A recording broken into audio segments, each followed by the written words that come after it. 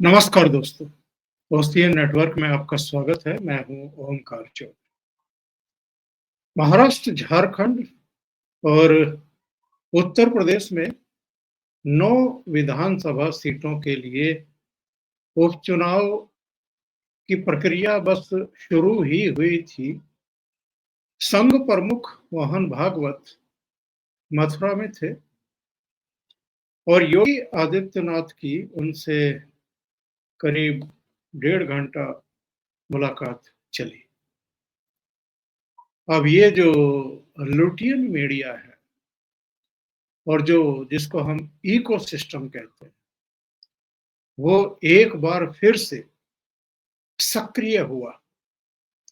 तरह-तरह की बातें शुरू की गई, अटकलबाजियों पर आधारित खबरें जो है वो वायरल की जाने लगी और एक वर्ग है ऐसा जिनको ना तो भगवा वस्त्र अच्छे लगते हैं, ना भगवाधारी अच्छे लगते हैं, ना जिनको सनातन अ, परंपराओं को मानने वाले, अंगीकार करने वाले अच्छे लगते हैं, जो संभवतः अ, कठमुल्लाओं को पसंद करते हैं और उसी को धर्मनिरपेक्ष कह लीजिए, पंथ निरपेक्ष कह लीजिए, सेकुलर कह लीजिए या जो एक शब्द इजाद किया है अ, लिब्रांडो, उनको वो कह लीजिए, वो उनको पसंद करते हैं, वो उनको रास आते हैं। संघ प्रमुख के साथ योगी आदित्यनाथ की बैठक किन संदर्भों में हुई है या कोई औपचारिक मुलाकात थी या उत्तर प्रदेश के मुख्यमंत्री के तौर पर उनके जो कामकाज हैं, उनके बारे में डिस्कशन या आगे के बारे में डिस्कशन, क्योंकि मथुरा में मुलाकात हुई है, तो हमें ये नहीं भूलना चाहिए कि काशी विश्वनाथ में ज्ञानवापी को लेकर के एक लगातार कोशिशें चल रही हैं कि उसे मुक्त कराया जाए और उसको भी अयोध्या नगरी की तरह सजाया-संवारा जाए। इसी तरीके से अयोध्या नगरी का जो कायाकल्प हो रहा है, वो हमारे आपके पूरी दुनिया के सामने है साहब, और उसको लेकर के कहाँ-कहाँ से धुएँ निकल रहे हैं, किस-किस के पेट में मरोड़ उठती है, ये भी हम और आप अच्छे तरीके से जानते हैं। तो मथुरा में चूँकि संघ प्रमुख से उनकी मुलाकात हुई थी, तो श्री कृष्ण जन्मभूमि को भी जो ईदगाह से घिरी हुई है, उससे मुक्त कराना और मुक्त करा कर के जो एक्चुअल में अ, वो उसका सही सम्मान और गौरव है, उसको लौटाना।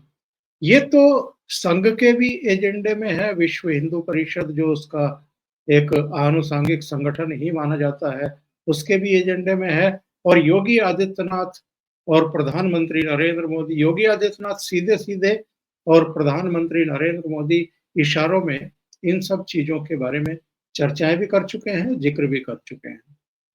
तो वो भी एक एजेंडे में होगा, लेकिन इससे पहले चूँकि हरियाणा के रिज़ल्ट आ चुके थे और हरियाणा में भारतीय जनता पार्टी को ऐतिहासिक बहुमत मिला था, ऐतिहासिक जीत मिली थी। ऐसा हरियाणा के इतिहास में कभी हुआ नहीं था कि निरंतरता में किसी पार्टी की तीसरी बार सरकार बनी हो, तीसरी बार मुख्यमंत्री बना। ये हिस्ट्री क्रिएट की थी हरियाणा ने और हरियाणा में जो कुछ हुआ है, उससे एक बहुत बड़ी राहत खुद प्रधानमंत्री नरेंद्र मोदी को, उनकी सरकार को और दिल्ली वासियों को मिली, क्योंकि सब जानते हैं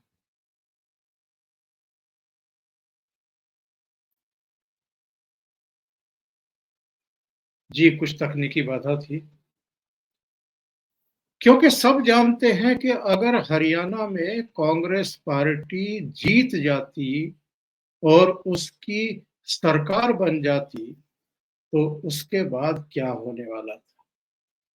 वो जो शंभू बॉर्डर पर फरवरी से ही बैठा करके रखे गए हैं, उनका उत्पात फिर हरियाणा के रास्ते दिल्ली में देखने को मिलता और यहाँ कई तरह के सीन क्रिएट करने की कोशिशें की जाती। राष्ट्रीय, अंतर्राष्ट्रीय स्तर पर मोदी सरकार को बदनाम कराने की कोशिश की जाती और जो ये 13 महीने के उस आंदोलन के समय नहीं कर पाए, वो यहाँ अप्रिय स्थितियाँ पैदा की जाती। और हरियाणा में कामयाबी मिली कैसे?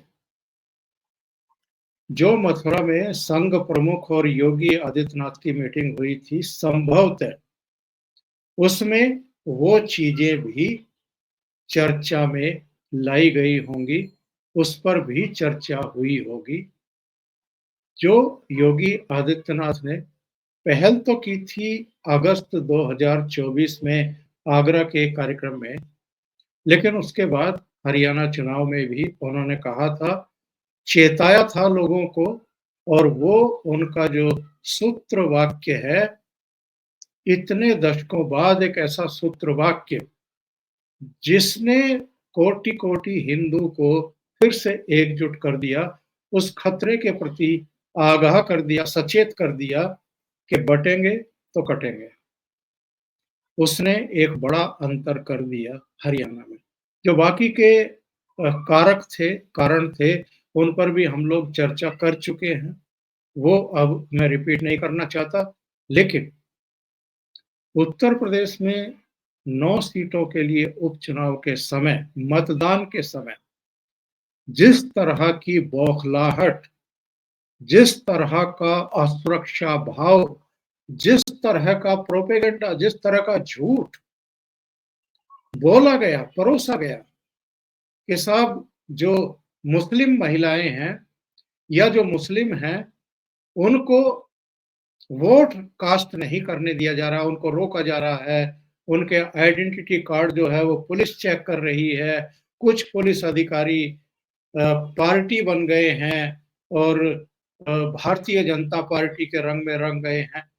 ये सब जो चीजें फैलाई गई और चुनाव आयोग को भी झांसे में लिया गया। चुनाव आयोग का ये दायित्व होता है कि वो जिला प्रशासन से रिपोर्ट मंगाए।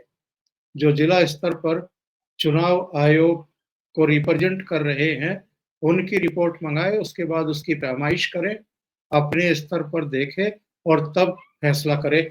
लेकिन मतदान के दौरान ही चुनाव आयोग भी पहली बार प्रेशर में आता हुआ दिखाई दिया और 3 जिलों के 7 पुलिस अधिकारियों और कर्मचारियों को या तो ड्यूटी से हटा दिया गया या उनको सस्पेंड करने के आदेश जारी कर दिए गए।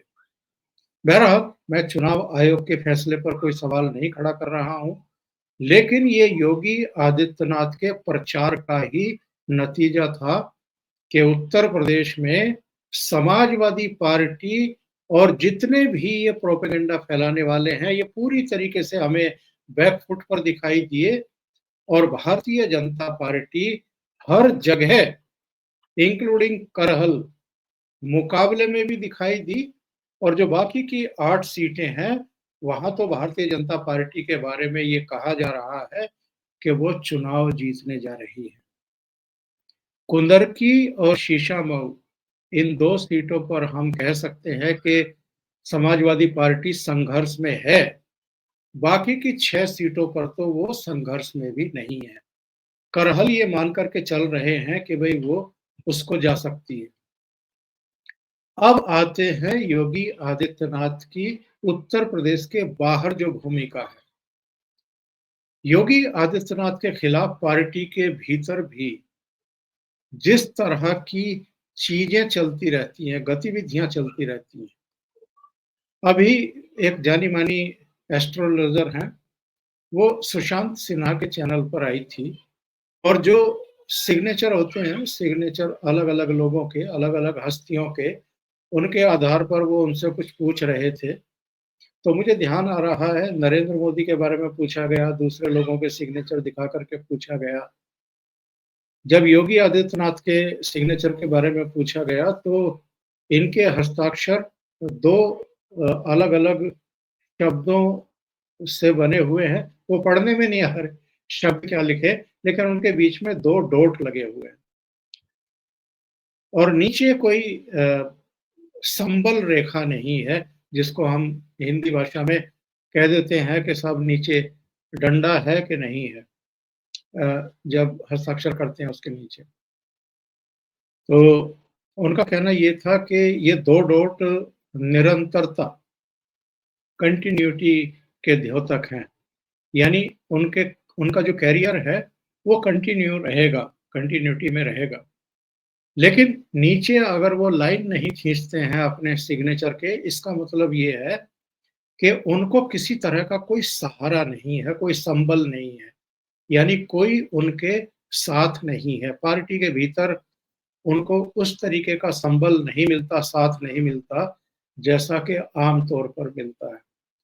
और वो मुझे लगा कि योगी आदित्यनाथ के बारे में ये एक परफेक्ट ऑब्जर्वेशन है एस्ट्रोलॉजर का।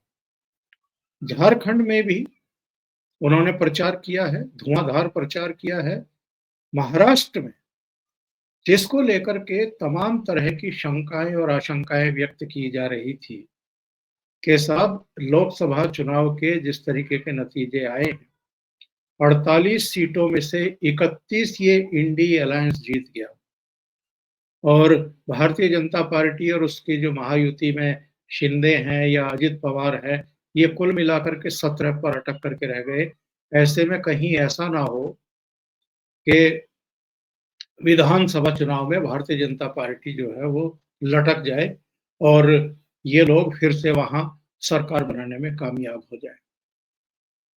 दोपहर बाद में जब वहां से खबरें आनी शुरू हुई कि साहब धीमा मतदान चल रहा है, दो खबरें आ रही थी एक्चुअल में। एक खबर आ रही थी कि शरद पवार और अजित पवार के कैंडिडेट जहां आमने सामने लड़ रहे हैं, वहां टर्नआउट ज्यादा है, मतदाता अधिक संख्या में निकल रहे हैं।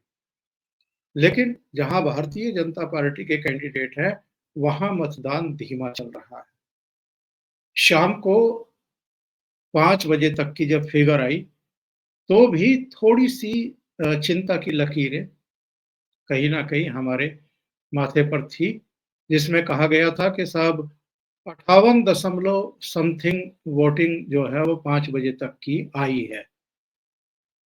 लेकिन रात को जब अपडेट हुआ, और उस समय भी हम लोगों ने ये डिस्कशन में कहा था, 7:15 बजे हम लोग जयपुर डायलॉग पर थे, उस समय भी कहा था कि ये जो अपडेट है ये देर रात तक आएगा या कल तक आएगा। और मुझे लगता है कि अभी अगर जो 58% के आसपास दिखा रहे हैं, ये बढ़ करके आगे जाने वाला है।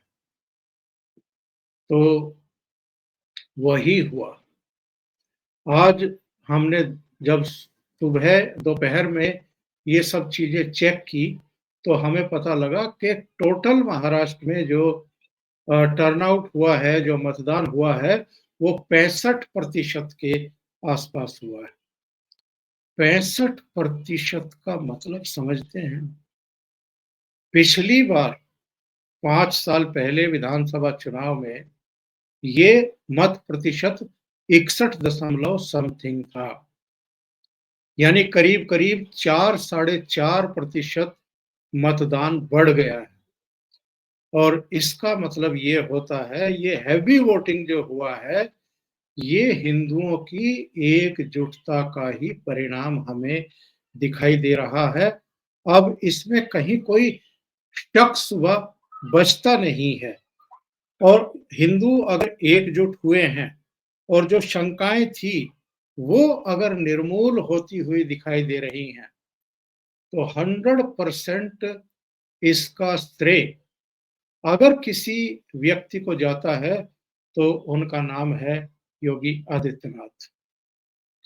योगी आदित्यनाथ ने बहुत बड़ा अंतर किया है महाराष्ट्र में।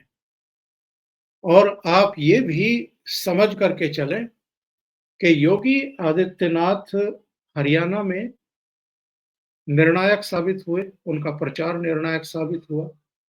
झारखंड में आप देखिएगा उनकी भूमिका क्या रही है। उत्तर प्रदेश खुद, जहां वो मुख्यमंत्री हैं, वहां पर जो नतीजे आने वाले हैं और जो बौखलाहट हमें दिखाई दी है आपकी अखिलेश यादव की, उससे भी पता चलता है साहब कि स्थितियाँ परिस्थितियाँ क्या बनी है वहाँ पर।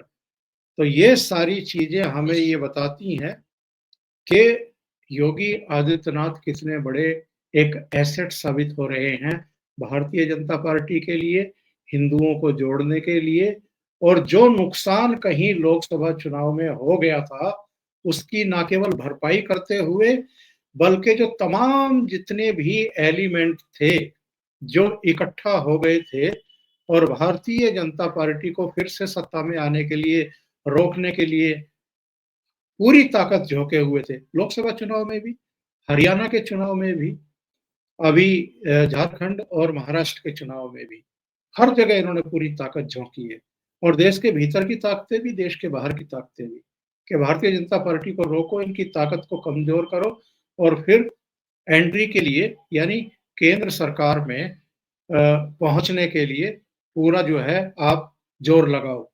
अभी उसका सज्जाद नोमानी का आपने प्रेस कॉन्फ्रेंस वीडियो और बयान सुने होंगे, जिन्होंने कहा कि साहब ये लड़ाई केवल महाराष्ट्र के लिए नहीं है। महाराष्ट्र में तो सबको एकजुट होकर के भारतीय जनता पार्टी को हराना है और एनसीपी यानी शरद पवार, उद्धव ठाकरे और कांग्रेस के प्रत्याशियों को जिता करके सरकार बनानी है। उनका कहना था कि हमारे निशाने पर तो मरकजी हुकूमत है। मरकजी हुकूमत मतलब नरेंद्र मोदी की सरकार है। हम नरेंद्र मोदी की सरकार को चलता करना चाहते हैं। और ये लोग क्यों चलता करना चाहते थे, वो तो हम पहले भी डिस्कस कर चुके, क्योंकि शीतकालीन सत्र में ही अमित शाह कह चुके, नरेंद्र मोदी कह चुके, वक्फ संशोधन बिल आना है, उसको पारित होना है। बल्कि अमित शाह तो चैलेंज कर चुके कांग्रेस को कि जितनी चाहे उतनी ताकत लगा लो, ये बिल तो अब रुकेगा नहीं, ये पास होगा। और उन्होंने शायद अमित शाह का चैलेंज कबूल भी कर लिया है। जिस तरीके से राहुल गांधी दिल्ली में प्रेस कॉन्फ्रेंस कर रहे हैं, फिर अडानी राग जो है वो आलापना शुरू कर दिया है। अब अमेरिका की किसी अदालत में, न्यूयॉर्क की किसी अदालत में किसी मुद्दे को लेकर के कोई याचिका दाखिल की गई है, कोई मामला लाया गया है, उसको लेकर के राहुल गांधी तुरंत अपने कांग्रेस मुख्यालय में प्रेस कॉन्फ्रेंस करके अडानी पर अटैक करना शुरू कर देते हैं, प्रधानमंत्री नरेंद्र मोदी का नाम जोड़ना शुरू कर देते हैं। तो हमें और आपको नतीजे पर पहुंचने में ज्यादा माथापच्ची करनी नहीं पड़ती है। सबको पता है कि शीतकालीन सत्र 25 नवंबर से शुरू हो रहा है। 23 नवंबर को परसों रिजल्ट आ रहे हैं। इनके सिर पर हार का, और दो राज्यों की हार का ठीकरा ना फूटे। पार्लियामेंट में जो वक्फ संशोधन बिल है वो ठीक तरीके से पेश ना कर सके सरकार, और तमाम दूसरे एस्पेक्ट, तो इसलिए पहले से हल्ला मचाना शुरू करो। तो वो सब उन्होंने नाटक नौटंकी शुरू कर दी है ऑलरेडी। लेकिन जो नतीजे आने की हमें खुशबू आनी शुरू हो गई है, झारखंड में भी भारतीय जनता पार्टी की वापसी की पूरी पूरी संभावना, महाराष्ट्र में भी अब किसी को कोई शक शुबा नहीं बचा है। 65% वोट अगर वहां पर कास्ट हुआ है, इसका मतलब ये है कि भारतीय जनता पार्टी गाजे बाजे के साथ वापसी कर रही है। और इसका श्रेय निश्चित रूप से मैं तो कहूंगा कि ठीक है, जो नरेंद्र मोदी है उनकी अपनी भूमिका है, उनकी अपनी लोकप्रियता है, अमित शाह की अपनी भूमिका रहती है। वहां लोकली हम बात करें तो देवेंद्र फडणवीस एक बेहद लोकप्रिय चेहरा है। एकनाथ शिंदे को रणनीतिक रूप से बहुत समझदारी के साथ आगे करना, ताकि जो ये ब्राह्मण विरोध की जो एक बीमारी है महाराष्ट्र की पॉलिटिक्स में, उसकी काट की जा सके, यानी एक मराठा चेहरे को आगे करना। बहुत सूझबूझ के साथ वहां के लिए रणनीति बनाई गई और योगी आदित्यनाथ ने एक बहुत बड़ा अंतर कर दिया है। बहुत सीधी सी बात यह है कि योगी आदित्यनाथ का जो जादू है वो लोगों के सिर चढ़ करके बोलता हुआ दिखाई दिया है। भाऊ मेरे प्रोग्राम में भी आए थे, 3-4 दिन पहले भी आए थे, कल रात भी आए थे, और उनका कहना था कि इंटीरियर तक, दूरस्थ इलाकों में गाँव तक में योगी आदित्यनाथ के इस मूल मंत्र मंत्र की धूम है और असर है। अभी के लिए इतना ही। बहुत-बहुत धन्यवाद। अगर आपको ये चैनल और इसके कंटेंट पसंद आ रहे हैं, तो लाइक करें, कमेंट करें, वीडियो को शेयर भी करें। अभी तक अगर आपने ये चैनल सब्सक्राइब नहीं किया है, तो सब्सक्राइब कर लें। साथ में लगे बेल आइकॉन को दबा दें और बेल आइकॉन में भी जो ऑल वाला बटन है, उसको दबाएँ, क्योंकि बहुत सारे मित्रों की ये शिकायत रहती है कि जब भी आप लाइव आते हैं, तो नोटिफ़िकेशन नहीं मिलते हैं। तो ऑल वाला बटन दबाएँ ताकि नोटिफ़िकेशन आपको 100% मिल जाए।